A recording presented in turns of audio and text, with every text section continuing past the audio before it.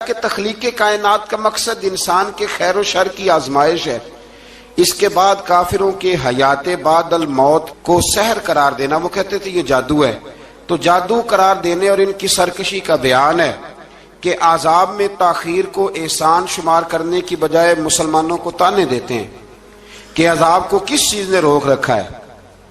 آگے چل کے انسان کی خود غرضی کو بیان کیا اللہ تعالیٰ، فرمایا کہ اللہ تعالیٰ کسی انسان کو کوئی نعمت عطا کرتا ہے تو وہ اس پر شکر گزار نہیں ہوتا، لیکن اگر نعمت چھن جانے پر تو پھر نا امید اور ناشکرا ہو جاتا ہے۔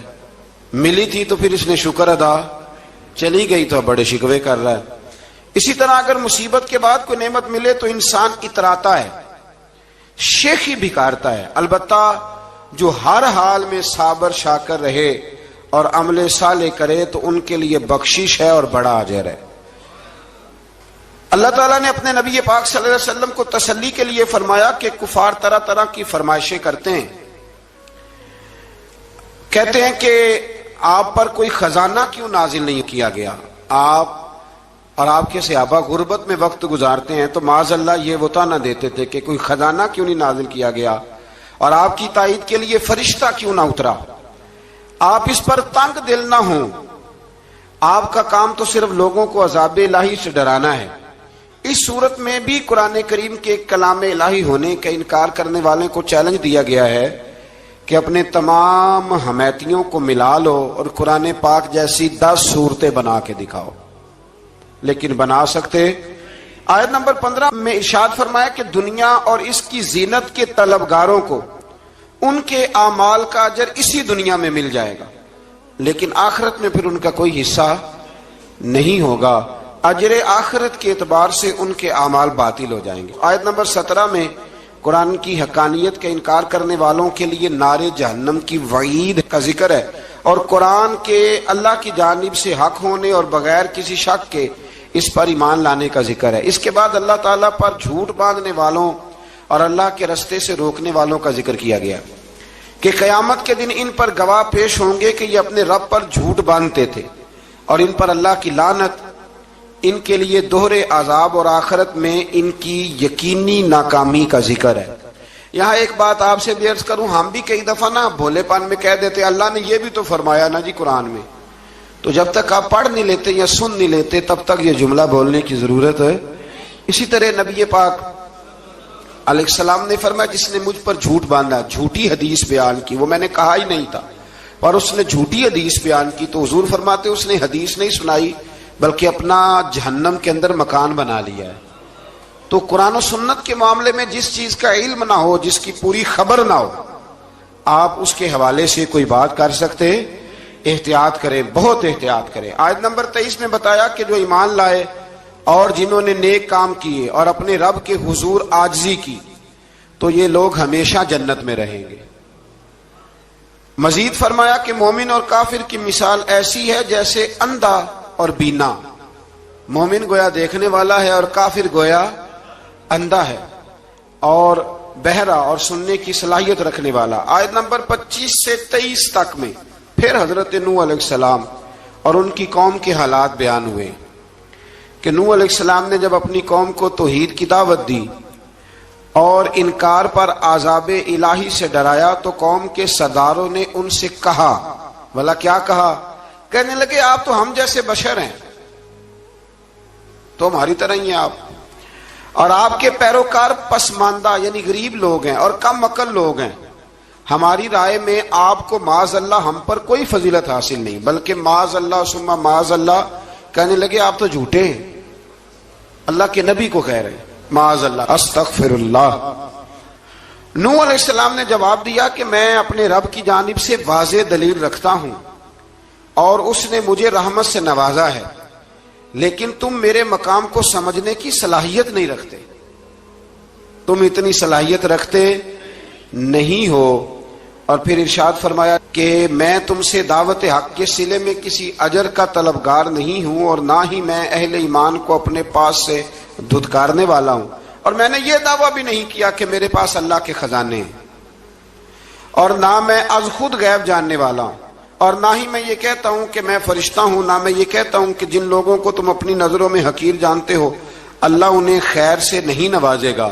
فرمایا یہ ٹھیک ہے کہ اللہ بشروں میں سے رسول بناتا ہے، پر جسے بناتا ہے پھر اسے بڑی شانیں عطا فرماتا ہے۔ پہلے دن سے انسان کا یہ مسئلہ ہے، پہلے دن سے انسان کا یہ مسئلہ ہے کہ وہ کہتا ہے میں انسان سے ہدایت حاصل کروں، لیکن رب نے بھی قانون بنایا ہے کہ اللہ تبارک و تعالیٰ بندے پر ہی وحی فرماتا ہے۔ فرشتوں اور جنوں کو اللہ نے اس منصب کے لیے منتخب نہیں فرمایا۔ قوم نوح نے کہا کہ آپ نے ہم سے بہت بحث کی معاذ اللہ، پس جس عذاب سے آپ ہمیں ڈرا رہے ہیں وہ لے آئیے۔ تو نوح علیہ السلام نے کہا کہ اللہ چاہے گا تو تم پر عذاب بھی آ جائے گا۔ آیت نمبر 37 سے 47 میں بتایا کہ اللہ تعالیٰ کی طرف سے نوح علیہ السلام کو حکم ہوا کہ ہماری نگرانی میں اور ہماری وحی کے مطابق آپ کشتی بنائیے، اور ظالموں کے بارے میں ہم سے کوئی بات نہ کریں۔ حضرت نوح کی خواہش تھی کہ یا اللہ انہیں بھی معاف کر دے۔ فرمایا یہ ظالم ہے تو میرے نبی ان کے بارے میں مجھ سے کوئی بات نہ کریں، وہ ضرور غرق ہو جائیں گے۔ پھر وہ کشتی بنانے لگے، اور جب ان کی قوم کے سردار ان کے پاس سے گزرتے تو ان کا مذاق اڑاتے۔ یہ آپ کیا کر رہے ہیں؟ آج بھی وزیر مشیر بڑے بڑے لوگ اللہ ماشاءاللہ دینداروں کا مذاق اڑاتے نہیں؟ اڑاتے ہیں کہ نہیں اڑاتے مذاق؟ یہ کن کا طریقہ ہے؟ یہ تو قرآن مجید کہہ رہا ہے کہ حضرت نوح کی قوم جو کافر تھی ان کا طریقہ ہے اہل ایمان کا مذاق اڑانا۔ تو وہ مذاق اڑانے لگے۔ نوح علیہ السلام نے کہا کہ وہ وقت آنے والا ہے کہ جب تمہارا مذاق اڑایا جائے گا اور تمہیں پتہ چل جائے گا کہ رسوا کن عذاب کس پر آئے گا۔ اللہ تعالیٰ نے فرمایا جب ہمارا حکم عذاب آ پہنچا اور تندور ابلنے لگا، تندور سے آگ نکلا کرتی ہے، پانی نہیں نکلا کرتا، اور نوح علیہ السلام کی قوم پر جب عذاب آیا تو پانی تندور سے نکلا، تندور سے اللہ نے پانی نکالا، جہاں سے پانی نکلا نہیں کرتا، تندور ابلنے لگا۔ اللہ اکبر۔ تو اللہ تبارک و تعالیٰ نے فرمایا تو ہم نے نوح علیہ السلام سے کہا کہ آپ خود اور اپنے گھر والوں کے ساتھ اس کشتی میں سوار ہو جائیں اور اہل ایمان کو بھی سوار کر لیں، اور ہر چیز کے جوڑے یعنی نر اور مادہ کو سوار کر لیں۔ اور ان کے ساتھ ایمان والے بہت کم تھے۔ حضرت نوح علیہ السلام دعائیں پڑھتے ہوئے سوار ہو گئے۔ پھر کیا ہوا؟ کشتی انہیں پہاڑوں جیسی موجوں میں لے جا رہی تھی کہ نوح علیہ السلام الگ کھڑے ہوئے اپنے بیٹے سے فرمانے لگے بیٹے ہمارے ساتھ کشتی میں سوار ہو جا اور کافروں کے ساتھ نہ رہو۔ اس نے یعنی نوح علیہ السلام کے بیٹے نے کہا کہ میں آپ کے ساتھ نہیں بیٹھوں گا، ابھی کوئی پہاڑ آئے گا تو میں پہاڑ کی پناہ لے لوں گا۔ اگر کسی نیک آدمی کا بیٹا کبھی غلط نکل آئے تو اس کا مطلب یہ نہیں کہ اس نے تربیت ٹھیک نہیں کی، ہاں یہ اعتراض چھوڑ دیں، اس لیے کہ نوح علیہ السلام کا بیٹا کافر ہو گیا۔ اور جب سیلاب نظر آیا تو اس سے کہا کہ آجا سوار ہو جا، تو کہنے لگا میں نہیں بیٹھوں گا، میں تو کسی پہاڑ کی پناہ لے لوں گا اور میں اس کے اندر چھپ جاؤں گا اور وہ پہاڑ مجھے پانی سے بچا لے گا۔ نوح علیہ السلام نے کہا آج اللہ کے حکم کے سوا کوئی بچانے والا نہیں ہے سوائے اس کے جس پر اللہ رحم فرمائے۔ پھر ان دونوں کے درمیان موج حائل ہو گئی، ایسے ایک موج اٹھی اور حضرت نوح کا بیٹا ڈوب گیا۔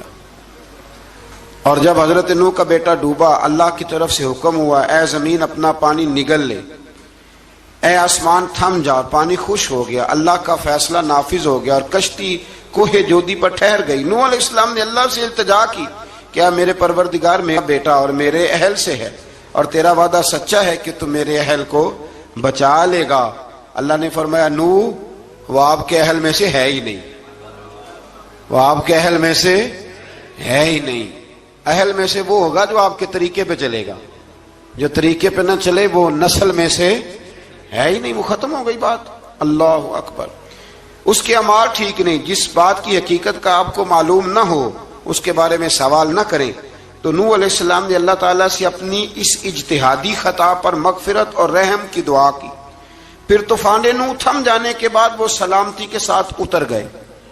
اجتہادی خطا میں نے ایک لفظ بولا ہے، یہ اجتہادی خطا کا مطلب یہ ہے کہ بعض اوقات انبیاء سے ایسی باتیں سرزد ہو جاتی ہیں کہ جو تعلیم امت کے لیے ضروری ہوتی ہیں تاکہ لوگوں کو پتہ چل جائے کہ اللہ کی بارگاہ میں توبہ کیسے کرنی ہے۔ اگر وہ لوگ توبہ نہ کرتے تو ہمیں توبہ کے طریقے سمجھ میں، یعنی ان سے اجتہادی خطا ہو گئی، کہنے میں کرنے میں کوئی ایسی بات ہو گئی جو بظاہر اللہ تعالیٰ کی رضا والی تو فوراً معافی مانگ لیتے تھے، لیکن اب امتی اٹھ کے کہے کہ نبی گناہ گار ہے معاذ اللہ۔ حضرت آدم نے دعا مانگی تھی نا، ربنا ظلمنا انفسنا، اے اللہ ہم نے اپنی جانوں پر ظلم کیا، انہوں نے کہا تھا۔ تو اگر کوئی بندہ حضرت آدم کو ظالم کہے گا تو کافر ہو جائے گا، تو اگر وہ کہے کہ وہ تو خود کہہ رہے ہیں، ایک بندہ اڑ جاتا ہے، کہتے ہیں جو خود کہہ رہے ربنا ظلمنا، تو خدا کے بندے وہ اللہ کے نبی ہیں، وہ رب سے کہہ رہے ہیں، وہ عاجزی کے طور پر کہہ رہے ہیں۔ کچھ لوگ اڑ جاتے ہیں، کہتے ہیں خود حضور نے کہا ہے جی انا بشر مثلکم، میں تمہاری طرح کا بشر ہوں، خود نبی پاک نے کہا ہے۔ عجیب بیوقوف بندے ہو، نبی کریم تو کہہ سکتے ہیں پر امتی اٹھ کے نہیں کہہ سکتا۔ اس نے تو کہنا ہے وہ حبیب اللہ ہے، اس نے تو کہنا ہے وہ قیامت میں شفاعت کرنے والے ہیں، امتی نے تو کہنا ہے وہ سارے نبیوں کے سردار ہیں، وہ امام الانبیاء ہیں۔ امتی وہ لفظ ادا کرے گا جو اس کے بنتے ہیں۔ اب کوئی بندہ اٹھ کے کہہ دے، دیکھے نا ایک بہت بڑا عالم تقریر کرتے ہوئے کہے جی میں تو ان پڑھ آدمی ہوں، تو اس کا شاگرد کہے کہ استاد جی قسم اٹھائے ہاں آپ نے تقریر میں کہا نہیں میں ان پڑھ ہوں، آپ تو ان پڑھ ہے، تو یہ بات ادب ہے کہ بے ادبی ہے؟ چلیں اس سے آگے چلتے ہیں، یہ بھی ذرا مشکل سے سمجھ میں آئے گی۔ ایک اور بات جو جلدی سمجھ میں آ جائے گی، ایم این اے جب اعلان کرتا ہے، تقریر کرتا ہے، الیکشن لڑتا ہے تو کہتا نہیں میں قوم کا خادم ہوں، کہتے ہیں نا کہ میں قوم کا خادم سے آپ کیا کچھ کراتے ہو؟ سارے کام کراتے ہیں نا۔ خادم کو بندہ یہ بھی کہہ لیتا ہے کہ جھاڑو دے دے گلی میں، کہتے ہو کہ نہیں کہتے؟ تو اس نے بھی تو سپیکر میں کہا میں خادم ہوں، کہو اس سے کہ جھاڑو دے گلی میں آ کے، پھر پتہ کیا حال ہوگا؟ جھاڑو تو نہیں آئے گا اور ہو سکتا ہے کچھ ہے آ جائے۔ تو اس لیے اب کوئی بندہ کہے جی انہوں نے خود کہا ہے، تو ایک کچھ پوری جماعت ہے لوگوں کی جو بات کو سمجھتی نہیں، کہتے ہیں خود کہا ہے میں بشر ہوں، انہوں نے خود کہا میں غیب نہیں جانتا، انہوں نے خود کہا میرے پاس خزانہ کوئی نہیں، انہوں نے خود کہا میرے پاس کوئی شے نہیں۔ تو اس لیے آپ سمجھیں کسی کے لفظوں پر اگر آپ گرا لگا کے بیٹھیں گے تو پھر اس سے بے ادبی ہوگی۔ تو نوح علیہ السلام نے اللہ سے اپنی اجتہادی خطا کی معافی مانگی۔ اب حضرت نوح کو کوئی خطا کار کہے گا تو بہت بڑا مجرم بن جائے گا، اس لیے کہ وہ اللہ کے نبی ہیں۔ آیت نمبر 50 میں قوم عاد کا ذکر ہے، اور ان کی طرف دعوت توحید دینے کے لیے اللہ تعالیٰ نے حضرت ہود علیہ السلام کو بھیجا۔ ہود علیہ السلام نے قوم سے کہا کہ میں تم سے کسی چیز کا اجر طلب نہیں کروں گا، میرا اجر میرے اللہ کی بارگاہ میں ہے، پاس تم اپنے رب سے بخشش مانگو، پھر اس کی بارگاہ میں توبہ کرو، اللہ تعالیٰ تم پر موسلا دھار بارش برسائے گا۔